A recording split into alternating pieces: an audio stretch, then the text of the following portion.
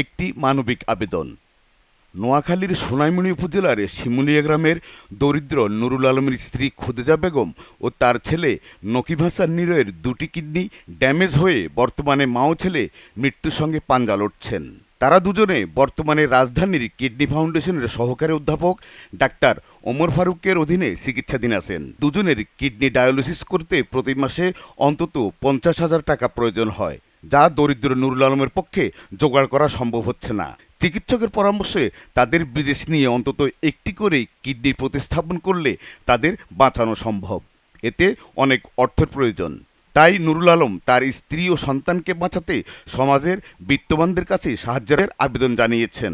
সাহায্য পাঠাবার ঠিকানা মাহমুদা আক্তার, সঞ্চয় হিসাব নম্বর 10195676, United commercial bank PLC, Sonaimuri শাখা, নোয়াখালী, অথবা বিকাশ ও নগদ পার্সোনাল নাম্বার 018221700727।